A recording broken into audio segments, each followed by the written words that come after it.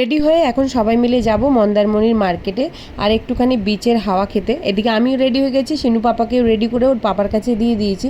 এখন শুধু সোনার একটু চুলটা বেঁধে দেবো, তারপরেই সবাই মিলে বেরিয়ে যাব। সোনা তো বলছে এই অবস্থায় যাবে, একটু ঘুরতে এসছে, সাজুগুজুর তোর কোনো বালাই নেই, ও মানে ঘুরতে ব্যস্ত। ছোট থাকলেই যা হয় আর কি, ওকে পাগলের মতো লাগলো, ওর যায় আসে না কোনো। তো যাই হোক, সোনারও চুল বেঁধে দিয়েছি। এখন আমরা কিন্তু সবাই মিলে যাচ্ছি এখন একটু মার্কেটে কেনাকাটা করতে। যাওয়ার পথেই আমাদের রিসর্টের ভেতরে যে দোলনাটা আছে, শিনু পাপাকে একটু দোল চড়িয়ে দিলাম। তারপরে চলে আসলাম আমরা বিচের পাড়ে। এখানে এসে তো দেখলাম এত হাওয়া, বাচ্চা নিয়ে দাঁড়ানোই যাবে না।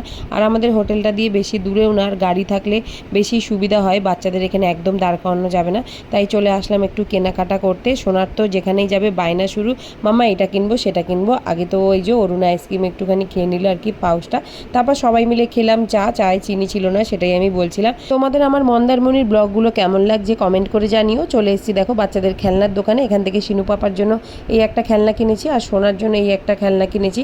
এটা হচ্ছে জলের মধ্যে রিং থাকে, সেই রিংগুলো ওই যে ঢোকাতে হয় একটা জায়গায়, তো ওটা নিয়েই ব্যস্ত আছে। আর এই অক্টোপাসটা এখন নতুন বেরিয়েছে, বললাম যে একটুখানি চালু করে দেখান, বলল কিনলে তবেই ব্যাটারি খুলে দেবে, কেনার পর যদি খারাপ বেরোয় তাই আমরা কিনিনি। সোনাতে দিয়ে ফায়ার গান চালাচ্ছিল, বলছে ওইটা নেবে। এদিকে শিনু পাপার জন্য নিচে একটা গাড়ি, এখানে একটা শিয়াল দেখো পুরো অরিজিনালের মতো লাগছে।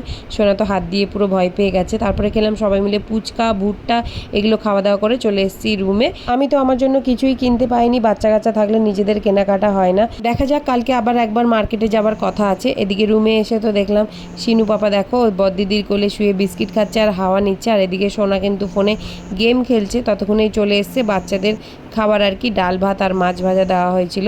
তো এখানে শিনু পাপাকে আর সোনাকে একসঙ্গে এই দুজনকে কিন্তু বসিয়ে খাওয়াচ্ছিলাম। বাচ্চাদের খাওয়ার পর তারপরে আমাদের খাবারটা দিয়ে যেতে বলবো। এদিকে শিনু পাপার খাওয়ার পর কিন্তু ওর ঘুম পেয়ে গেছে, ভীষণ কান্নাকাটি করছিল। এখন জামাটা চেঞ্জ করে ওকে ঘুম পাড়িয়ে দেবো।